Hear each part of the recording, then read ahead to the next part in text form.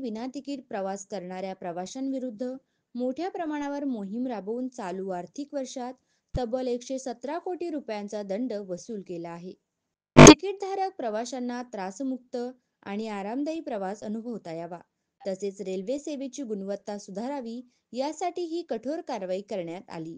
पश्चिम रेल्वेच्या वरिष्ठ व्यावसायिक अधिकाऱ्यांच्या देखरेखीखाली एप्रिल 2024 ते जानेवारी 2025 या काळात कडक तिकीट तपासणी मोहिमा राबवण्यात आल्या.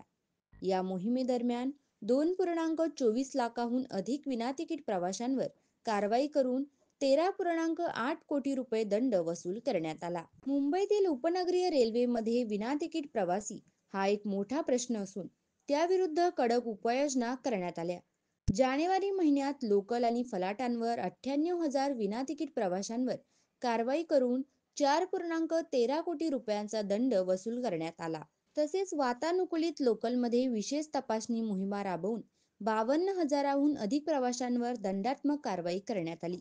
यामध्ये वातानुकूलित लोकलचे तिकीट न घेतलेल्या प्रवाशांना तसेच सामान्य लोकलचे तिकीट घेऊन एसी लोकलमध्ये चढलेल्या प्रवाशांना दंड ठोठावण्यात आला. फक्त लोकलच नाही तर मेल आणि एक्सप्रेस गाड्यांमध्येही कठोर तपासणी मोहीम राबवण्यात आली.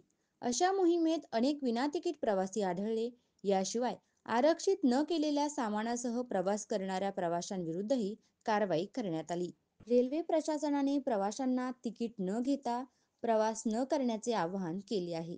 प्रवासाच्या नियमाचे पालन न केल्यास कठोर कारवाईला सामोरे जावे लागेल, असेही रेल्वेच्या अधिकाऱ्यांनी स्पष्ट केले. रेल्वे प्रशासनाने अधिकाधिक प्रवाशांनी डिजिटल माध्यमातून तिकीट बुक करावे, तिकीट तपासणी अधिकाऱ्यांना सहकार्य करावे आणि विनातिकीट प्रवास टाळावा असे आवाहन केले आहे.